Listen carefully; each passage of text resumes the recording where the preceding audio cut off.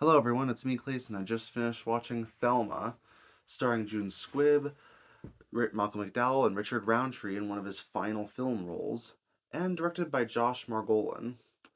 Now, this film is apparently based off of Josh's real experience with his own grandmother, and thankfully, it happens to be relatable for anyone who's had a grandmother who goes by her own rules and who decides to do anything to get back what she feels she's owed.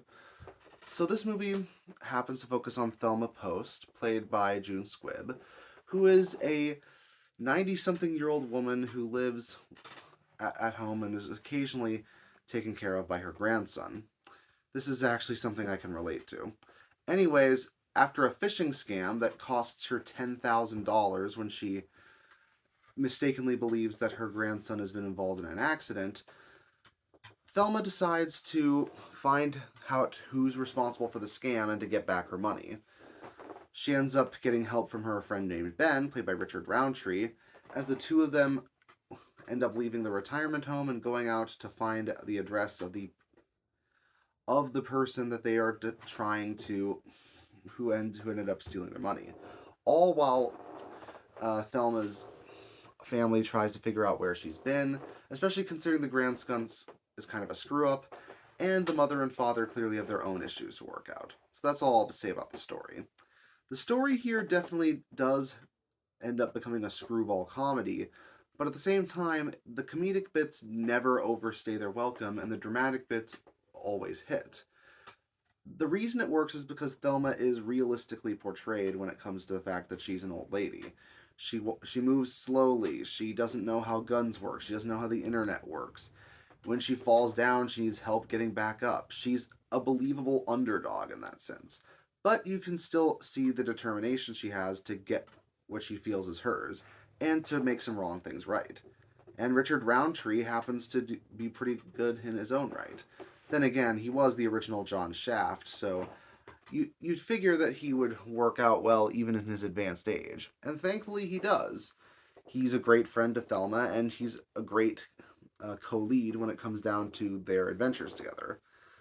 I also really appreciate the family, considering that not only is the father played by Clark Gregg, who I've liked in a lot of stuff, but they also happen to feel like a realistic family in the sense that they have their own issues to work out, but you can tell they'll always be there for each other.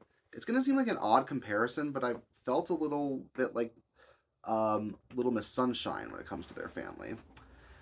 Obviously, they don't have the same issues to go through as the Little Miss Sunshine characters, but they still feel authentic when it comes down to it. And a lot of that has to do with the very understated writing that manages to find comedy in the situations, but never some that it feels like it becomes a clown show. It feels like the right amount of levity and the right amount of drama. And that could even be said for the movie's villain, played by Malcolm McDowell. He's also an old person, very much like June Squibb and Richard Roundtree, but he happens to still come across as threatening while still being realistically flawed, especially for an old man who needs an oxygen tank when he's going around. You'd think that the movie wouldn't be very exciting when all the key players are elderly people, but at the same time, the movie happens to be written well enough and done with good enough skill when it comes to the editing and the cinematography to make everything work out. On top of that, it's just a heartwarming film throughout, as Thelma happens to deliver some really good dialogue not only with Ben but also her grandson, her daughter, and of course, and her son-in-law.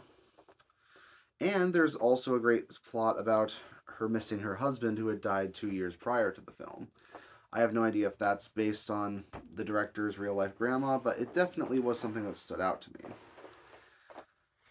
Thelma probably won't be for everyone, and I definitely understand why it probably will be overlooked in some respects in the box office, but it really worked for me. Mainly because it has almost a perfect mix of comedy and drama with bits of gun violence thrown throughout. But hey, it's from a protagonist who legitimately doesn't know how to use a gun, so even that's used sparingly. I'll give Thelma a 9 out of 10. See you next time.